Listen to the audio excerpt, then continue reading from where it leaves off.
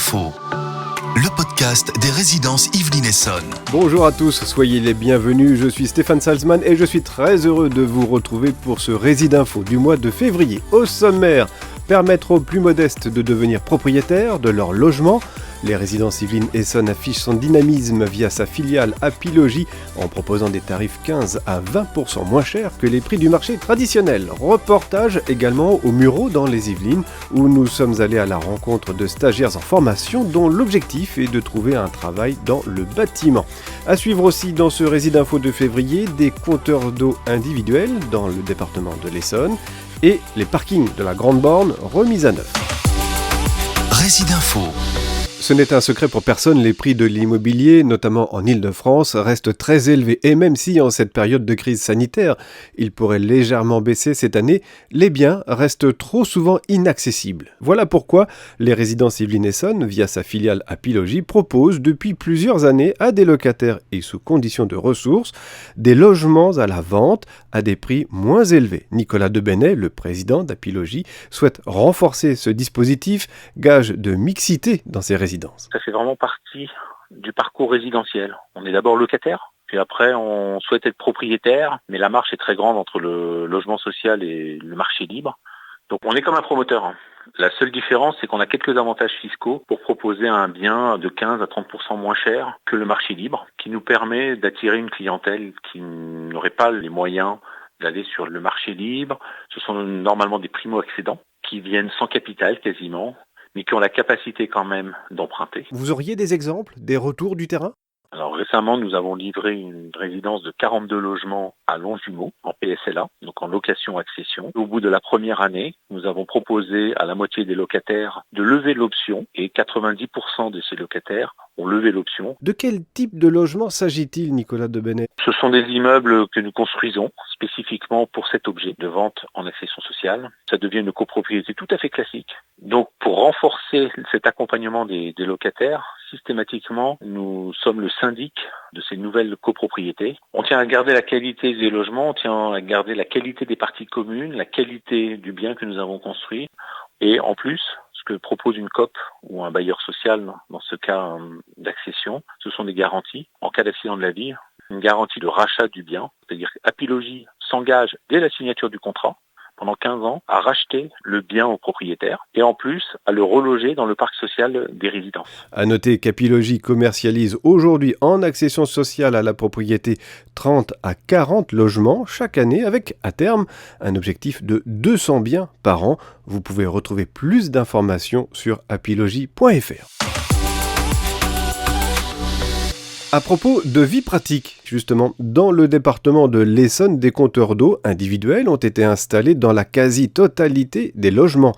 Avantage, désormais vous ne réglez chaque mois que ce que vous avez consommé, alors que jusqu'à maintenant vous régliez mensuellement une estimation d'eau, ensuite régularisée une fois par an. Et c'est une nouveauté, vous allez donc pouvoir maintenant suivre de près votre consommation d'eau et si besoin la réguler. Pour cela c'est très simple, connectez-vous sur lesrésidences.fr, onglet Espace locataire. Cochez la case qui vous permet d'accepter le traitement des données de votre consommation et cliquez sur le bouton Enregistrer. Ensuite, choisissez la rubrique Accédez à ma consommation d'eau et laissez-vous guider. Afin de répondre à toutes vos questions, sachez que des permanences sont organisées sur site. Vous pouvez également contacter votre conseiller clientèle au 09 69 370 370. C'est le centre d'appel locataire des résidences Yvelines Essonnes. Résid'Info. Direction maintenant les Mureaux dans les Yvelines ou au cœur du quartier des musiciens avec ses partenaires. Les résidences Yvelines Essonnes est acteur d'une formation préqualifiante autour des métiers du bâtiment. Nous partons à la rencontre des stagiaires très motivés. Jamais j'avais fait ça. Une bonne expérience, surtout pour du travail. Alors là, je suis en train de repeindre le mur d'enduit pour le rendre lisse, pour faciliter ensuite la peinture. Nous, l'idée, c'est de faire développer ce quartier, d'offrir un service supplémentaire à nos locataires. Marion Durand, chef de développement territorial pour les résidences Yvelines Essonnes. C'est vrai qu'on a toujours une envie de créer de l'attractivité, aussi que les gens soient fiers de vivre dans ce quartier-là et de se dire que oui, nous, au pied de notre immeuble, on a une offre de formation qui va pouvoir les aider à s'insérer dans le monde professionnel. Il y a cet atelier aujourd'hui, mais il y a un après. Oui, l'objectif c'est d'avoir 2 sessions par an, donc ce qui est quand même pas rien. Ça voudrait dire à terme 24 jeunes qui seront réinsérés professionnellement. Au cœur du quartier des musiciens, Marion Durand a mis en place cette formation au métier d'agent de maintenance polyvalent du bâtiment, avec la Smart Université et le Hub de la réussite. Comme les 14 comparses de cette formation, Nathan, couteau à enduire et spatule en main, peaufine sa réalisation. Il s'agit de réellement monter à l'échelle 1 une petite cloison de plâtre qui servira de support pour ensuite travailler carrelage, peinture, électricité, plomberie. Dans cette branche, il y a du travail à la clé. Nathan avait bien besoin de ce rendez-vous métier. Pour me relancer dans le monde du travail et ça fait un changement. On a un bon esprit d'équipe. Quand il y a quelqu'un qui a besoin d'aide, sans demander, on vient aider. Vous êtes fier de ce que vous réalisez ? Ouais, même s'il y a quelques petits défauts. Nathan souhaite devenir peintre. Juste à côté de lui, Ahmet a pris un peu d'avance. On est conseillé, on est guidé. Je kiffe, je suis en plein kiff dedans, j'aime bien. C'est parfait. Qu'est-ce que vous venez chercher, vous, ici, dans cette formation, dans cette préparation ? Alors, moi, je viens me former pour avoir les habilitations, pour pouvoir ensuite être agent d'entretien du bâtiment, en fait. Je souhaite travailler dans les collectivités locales. C'est du très concret comme formation. Ah oui. Le marché de l'emploi, il est vaste après cette formation. On peut se spécialiser dans la pose de cuisine, dans la pose de salle de bain, dans la rénovation d'intérieur. C'est très vaste, en fait. Ça me comble, cette formation. Les stagiaires ont entre 18 et 37 ans. Certains sont très éloignés du monde professionnel, mais ils sont très volontaires. L'émulation reste excellente et les ateliers sont animés par des professionnels de l'enseignement et du bâtiment comme le formateur Manuel Texiera. Pour certains, c'est la première fois qu'ils travaillent dans le bâtiment. Ils apprennent à enduire, ils apprennent à coller de la toile de verre, à coller du carrelage, et à faire de l'enduit en plusieurs passes. Avec le public que l'on accompagne, il nous faut absolument du concret. Les jeunes que l'on accompagne au quotidien sont des jeunes qui ont besoin de théorie, mais surtout de pratique. Christophe Mahé est directeur de la Smart Université pour le Hub de la réussite. En lien avec les résidences Yvelines Essonne, c'est lui qui a mis en place ce dispositif d'insertion professionnelle. Cet accompagnement est très complet. Donc après, l'objectif pour nous, c'est de positionner ces jeunes soit à l'emploi, soit à la formation. Donc aujourd'hui, on est parti sur un déroulé de 295 heures de mise en situation pratique.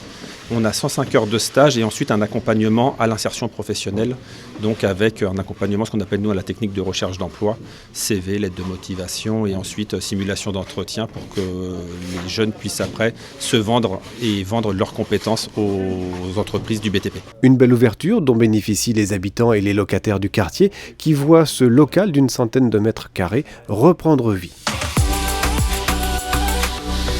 Pour terminer, une excellente nouvelle à Grigny, les travaux de réfection des parkings de la Grande Borne lancés en 2019 avancent bon train. Cette fois, on s'occupe de la plus grande partie du parking le long de l'A6, reprise et remise en état de la chaussée, marquage au sol, une 60aine de places de parking en plus, bref, des emplacements de stationnement plus pratiques et confortables sont proposés aux locataires. Les travaux se termineront fin février. Voilà, c'est déjà la fin de ce Rési d'Info de février. Merci de votre écoute. C'est avec très grand plaisir que nous nous retrouverons début mars. D'ici là, bien sûr, prenez bien soin de vous et de vos proches. À très vite. Rési d'Info, le podcast des résidences Yvelines Essonne.